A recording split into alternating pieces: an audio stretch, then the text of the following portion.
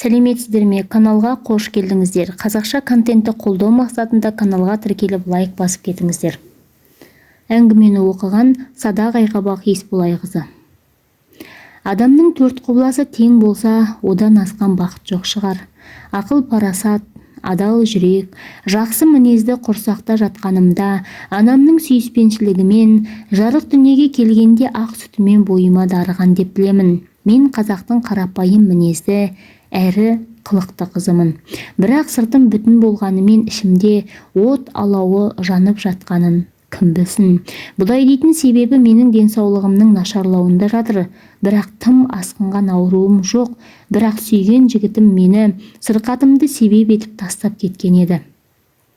Сондықтан жаным күйзеліске түсіп, санам санға бөлінді. Көп қиындық көрдім деп айтпаймын, бірақ болмашы көңілсіздікті де жүрегіме жақын қабылдайтынмын.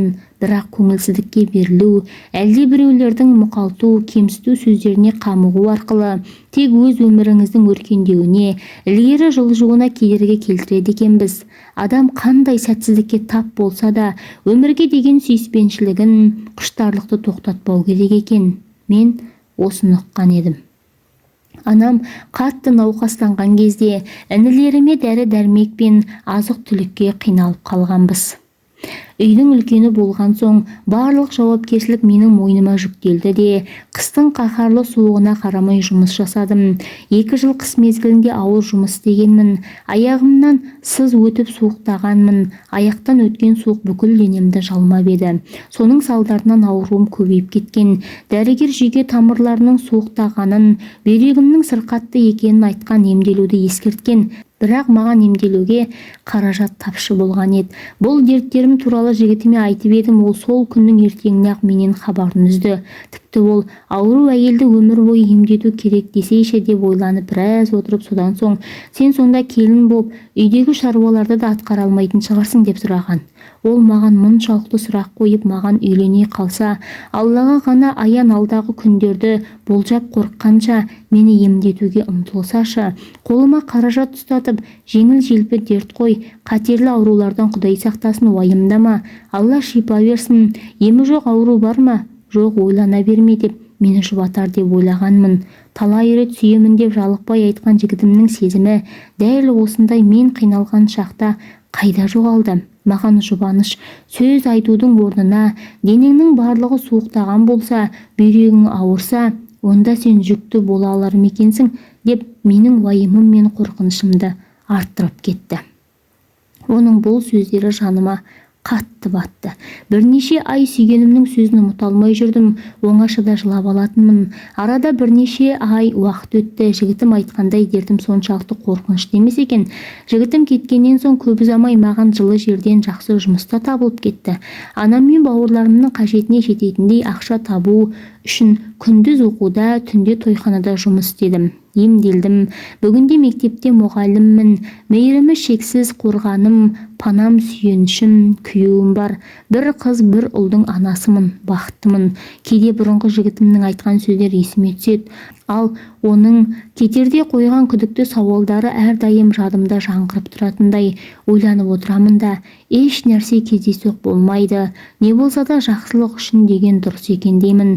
Мені сондай тас жүрек адамнан өмір бақи құтқарған сол бір жылғы ауруыма алғыс айтып келемін. Отау құрғандарына 4-5 жыл болса да перзентсіз жүрген кейбір ерлі зайыптының сөзін тыңдап таңғаламын. Олар дәрігер емделу керек деді, тексерілген едік, екеуміз де қабілетті екенбіз деген сыңайлы сылтауларды айтады.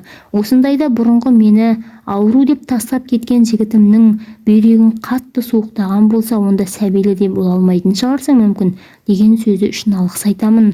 Оның сөздері маған ойыма қозғау салып отырды. Тұрмысқа шығуға бірер апта уақыт қалғанда мен денсаулығымды тексертіп, сырқатым болмаса да ыстық укол салдырдым. Бұл босаға аттайтын қыздың дереу алғашқы түні жүкті болуына көмектеседі екен. Бұл жайында біреу білсе, екеу білмес. Сондықтан да осы әдісті келін болар кез келген бойжеткен есте сақтаса деймін. Ата-енесімен қырғи қабақ боп керісіп жүретін құрбыларымның сөзін, мұңын, сырын естігенімде дереу бұрынғы жігітімнің ауру келін қай ата-енеге ұнайды дейсің, келіндік міндетіңді де атқара алмайтын шығарсың сен деген сөздер ойыма орала кетеді.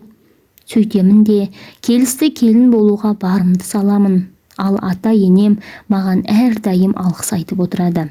Міне, мен қандай қиындық, сәтсіздік жолықса да қайғырмаймын, өйткені ештеңеде себепсіз орын алмайды.